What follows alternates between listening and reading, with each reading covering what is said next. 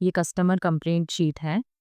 इसमें क्या होता है, जैसे हम जो अपने डीलर को प्रोडक्ट देते हैं और जो डीलर अपने कस्टमर को प्रोडक्ट देते हैं, अगर उनके प्रोडक्ट में, उनके कस्टमर के प्रोडक्ट में या फिर उनके स्टॉक पीस के प्रोडक्ट में अगर कोई भी प्रॉब्लम आती है, तो वो हमें कॉल करता है। एक सर्विस का हमारा नंबर है। अभी मैंने जैसे आपको दिखाया, ये हमारे कंप्लेंट का सर्विस नंबर है। इस पे हमें वो कस्टमर या फिर डीलर हमें कॉल करते हैं अपने प्रोडक्ट की सर्विस के लिए। तो हम उनसे पूछते हैं कि उनके प्रोडक्ट में क्या खराबी है, कौन-सा प्रोडक्ट है। जैसे एग्ज़ाम्पल उन्होंने बोला है कि गीज़र उनका खराब है, तो गीज़र में भी बहुत सारी वैरायटी होती है, तो हमें उनसे पूछना होता है कि गीज़र आपका कौन-सा है, 10 लीटर का, 15 लीटर का। ये सारी डिटेल, मतलब प्रोडक्ट से रिलेटेड जो भी डिटेल है, हमें उनसे लेनी होती है। फिर उसके बाद प्रोडक्ट का बिल हम उनसे माँगते हैं, फिर उसके बाद एड्रेस उनसे माँगते हैं, करंट लोकेशन के लिए उनको बोलते हैं। और दूसरा, हम उनसे ये भी कंफर्म करते हैं क्या उन्होंने जिनसे ये प्रोडक्ट लिया था उनकी शॉप पर ये प्रोडक्ट है या फिर उनके घर पे है ये प्रोडक्ट। फिर उसके बाद जब वो हमें बिल भेज देते हैं, हम सारी डिटेल्स चेक करते हैं कि उन्होंने हमें जो भी डिटेल्स सेंड करी है, करंट लोकेशन या फिर बिल या फिर प्रोडक्ट, तो हम ये चेक करते हैं कि वह उन्होंने जो डिटेल भेजी है वो सही है या नहीं। अब जैसे उनका बिल हमें चेक करना होता है फर्स्ट, कि वो बिल वारंटी में है या फिर आउट ऑफ वारंटी में है। अगर बिल आउट ऑफ वारंटी में होता है तो हम उन्हें चार्ज बताते हैं।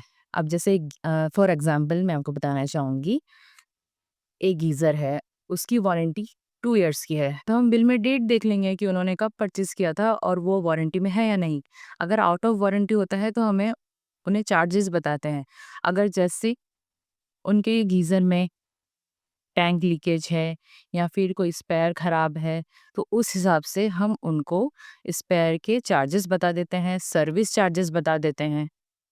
फिर उसके बाद कस्टमर अगर ये एग्री करता है, तो हम उनका प्रोसेस आगे करते हैं, अगर एग्री नहीं करते हैं, तो हम उन्हें छोड़ देते हैं। और अगर उनका प्रोडक्ट वारंटी में है, फ्री ऑफ कॉस्ट हम उन्हें सर्विस दे देते हैं, ये अगर उनका प्रोडक्ट वारंटी में हो तो। उसके बाद सारी डिटेल्स लेने के बाद, ये जो आप शीट देख रहे हैं, ऑर्डर एफआईआर बीट, इस शीट में हम उनकी कंप्लेन दर्ज करते हैं, जहाँ पर हमें headings, mechanic, date, party name, contact number, address, फिर उसके बाद उनकी क्या कंप्लेन है वो। मैकेनिक में हम लोग क्या करते हैं कि जैसे हमने यहाँ पे कंप्लेन नोट कर ली है, उसके बाद कौन से मैकेनिक कौन से रूट पर जाएगा वो हम यहाँ उनके नाम लिखते हैं।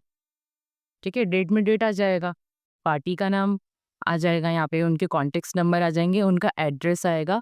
और जो नेक्स्ट है कंप्लेंट्स, उसमें प्रोडक्ट की क्वांटिटी और उनकी क्या खराबी है वो यहाँ पर हम डिटेल्स लिख देते हैं। फिर उसके बाद शाम तक हमारे पास 10-12 या फिर जो भी कंप्लेंट शाम तक आ जाती है, तो हम सारी यहाँ दर्ज करके उसका प्रिंट निकालते हैं। प्रिंट निकालने के बाद हम उनके स्पेयर्स निकलवाते हैं।